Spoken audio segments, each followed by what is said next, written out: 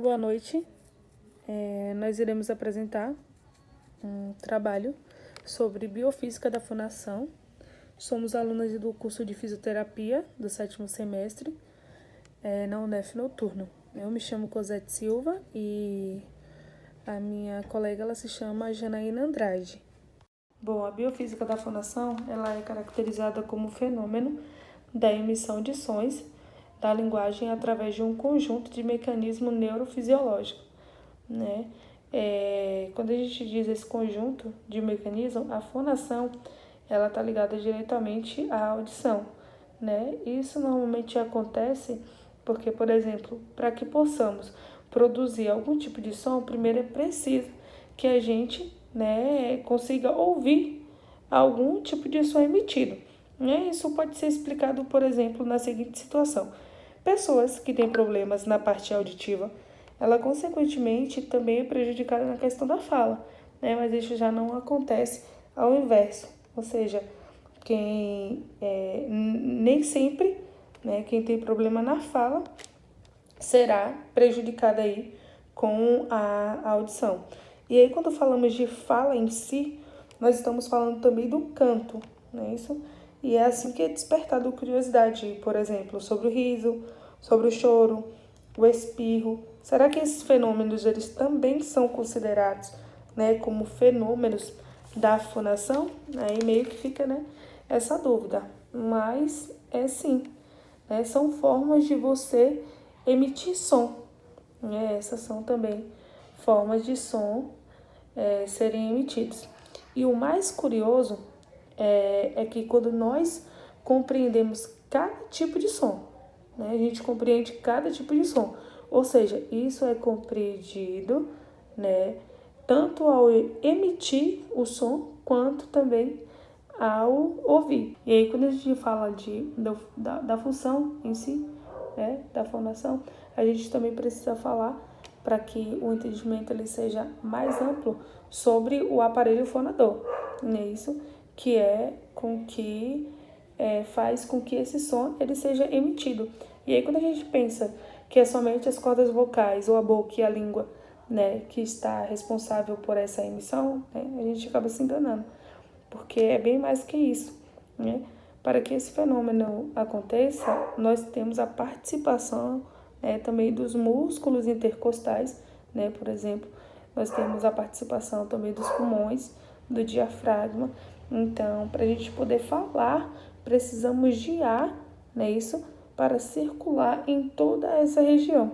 Então, é um trabalho em conjunto, né? E isso acontece justamente nesse aparelho fonador. Então, assim, o ar, ele é importante para a produção de som, né? Ele é impulsionado de onde? Dos pulmões. Tanto que, para que a gente poder, para a gente poder falar, precisamos o quê? Respirar, encher o nosso pulmão de ar, não é isso? E poder soltar esse ar. Então, isso acontece com o auxílio, né, dos pulmões e do diafragma, não é isso?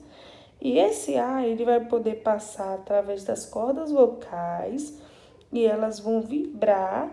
E aí sim, essa vibração vai fazer com que esse som, ele seja, né, emitido. E aí é o que a gente, né, consegue emitir, né, o que chamamos, né, de fala articulada. Essa emissão, ela é chamada de fala articulada. Nessa parte aqui, nós temos essas duas imagens, né, que é onde já começamos a falar do conjunto que faz com que, né, seja feita essa emissão de som. Nessa primeira imagem, nós temos, né, a cavidade situadas no maxilar superior, separadas pelo septo, né, inclusive aqui duas partes, né, superiores são pontos específicos por onde esse ar, né, ele termina a sua passagem, que são as fossas nasais e as cavidades nasais, né? São esses os locais por onde o ar ele precisa passar quando a gente fala de sons nasais, né? Logo em seguida nós temos a boca e seus anexos. A boca é o principal órgão modulador de sons vocálicos, que é a fonte sonora. E seus anexos são línguas, palatos duro, mole, úvula, dentes, lábios e bochecha.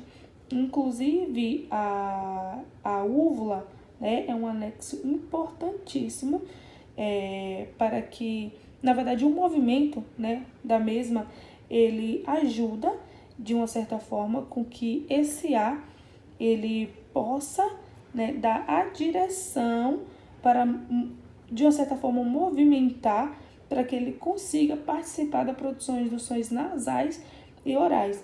Então, ela que vai ajudar na divisão, desse ar para que possamos emitir ambos os sons, Então, já aqui nós temos o fonema, nasal, por exemplo. Então, a úvula, ela se aproxima mais, da língua, o ar, ele se divide entre a boca e o nariz, e aí no nariz ele passa, pelas cavidades nasal, e aí conseguimos, produzir aquele som nasal. Exemplo, Então, o ele se divide nas duas partes, Já se quisermos produzir um som oral, a úvula, ela se aproxima mais do palato, E o A, ele consegue ser totalmente através, da boca. Por exemplo, A, E, I, O, U. Então, aqui nós temos o movimento, da úvula, sempre próximo ao palato, para que o A ele consiga ser direcionado para a boca. Então, aqui em seguida nós temos a faringe, que é onde a gente pode encontrar as cordas vocais. Então, é por onde esse som ele passa, É por onde o ar ele vem, E ele vai precisar passar, Aí, como eu falei, pela faringe. E as cordas vocais, na verdade, elas estão especificamente localizadas mesmo na laringe, que é por onde o ar vem do pulmão e aí vai conseguir passar e fazer com que as cordas vocais elas vibrem, para que possamos emitir som. Então, a emissão de som ela é feita assim, Vem o ar dos pulmões, com toda a velocidade, parte nas cordas vocais elas vibram e, consequentemente, aí consegue emitir sons. E aqui estão as cordas vocais, As cordas vocais são duas pregas formadas por tecido muscular situadas no interior da laringe, como dito anteriormente. As cordas vocais, elas são essas partes brancas aqui, É ela quem faz a vibração para que possamos emitir esse som, Então, elas são chamadas de cordas vocais verdadeiras. Aqui, prega vocal, cordas vocais verdadeiras, Já essa que está aqui do lado, do lado das cordas vocais, a branca, é chamada de corda vocal falsa, que é a prega vestibular, cordas vocais falsas. Na verdade, ela é só um músculo, que auxilia, justamente nesse exercício aí que a prega vocal faz, as cordas vocais fazem, de abrir e fechar. Uma curiosidade que eu acho importante compartilhar é que as cordas vocais elas participam de dois momentos. Um é para que a emissão de som ela seja feita, Então ela se junta e aí ela vibra e a gente pode, respirar. Ou seja, ela faz sair, o ar, que é o movimento de abrir e fechar, Então, consequentemente, ela participa aí tanto da fonação quanto, da respiração. E aqui estão as cordas vocais, As cordas vocais são duas pregas formadas por tecido muscular situadas no interior da laringe, como dito anteriormente. As cordas vocais, elas são essas partes brancas aqui, É ela quem faz a vibração para que possamos emitir esse som, Então, elas são chamadas de cordas vocais verdadeiras. Aqui, prega vocal, cordas vocais verdadeiras, Já essa que está aqui do lado, do lado das cordas vocais, a branca, é chamada de corda vocal falsa, né, que é a prega vestibular, cordas vocais falsas. Na verdade, ela é só um músculo, né, que auxilia, né, justamente nesse exercício aí que a prega vocal faz, né, as cordas vocais fazem, de abrir e fechar. Uma curiosidade que eu acho, né, importante compartilhar é que as cordas vocais elas participam de dois momentos. Um é para que a emissão de som ela seja feita, né, então ela se junta e aí ela vibra e a gente pode, né, respirar. Ou seja, ela faz sair, né, o ar, que é o movimento de abrir e fechar. Né? Então, consequentemente, ela participa aí tanto da fonação quanto, né, da respiração. Então, aqui nessa imagem, né, tá a explicação ilustrada de onde vem todo esse ar que a gente precisa, né?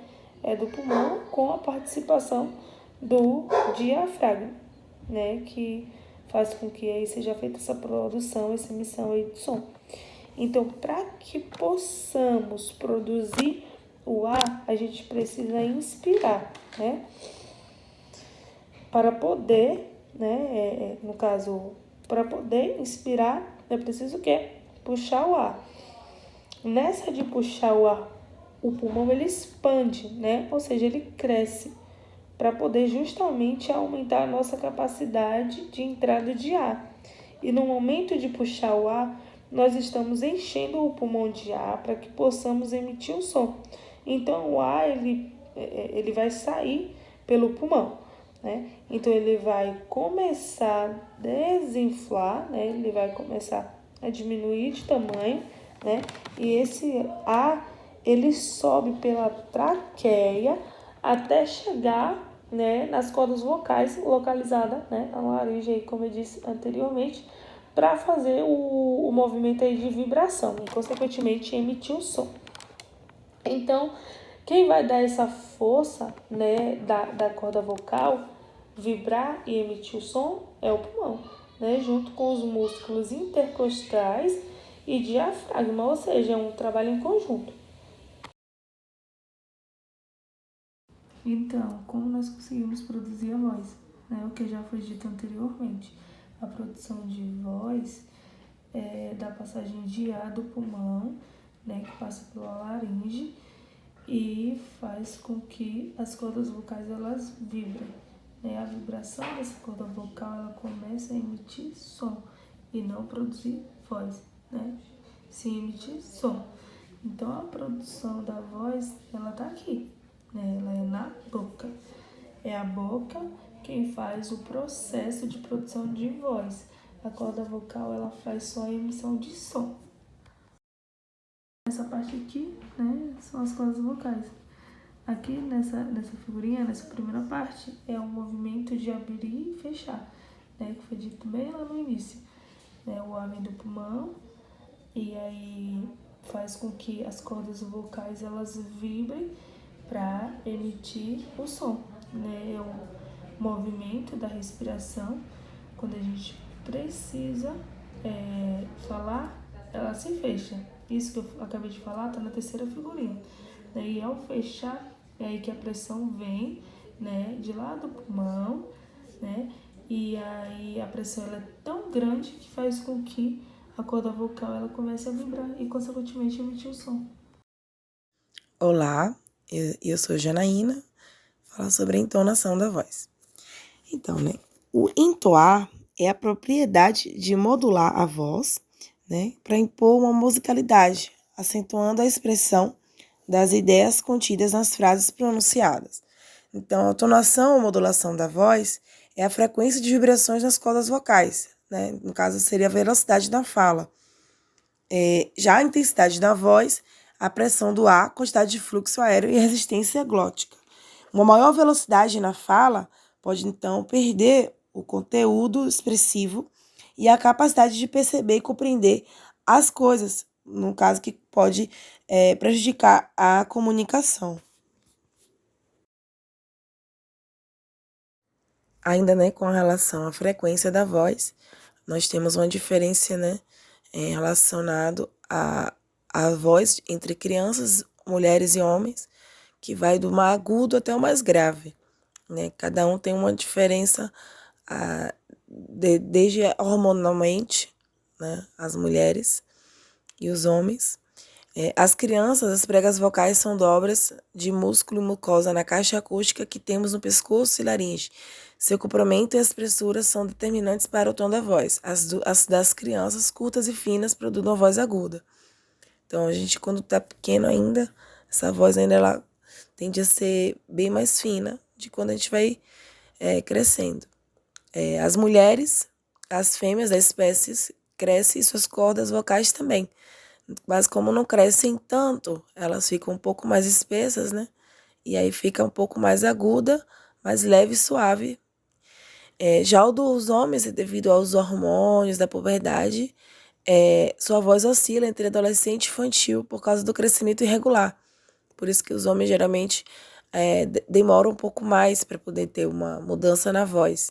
E começam a ter essa mudança a partir dos 14, 15 anos. As pregas vocais se desenvolvem antes da traqueia. Passam anos até que a nova anatomia se afine. Por isso que muitas vezes as meninas geralmente começam a ter uma voz mais de mulher antes dos próprios homens virarem, dos adolescentes virarem homens, né? Meninos.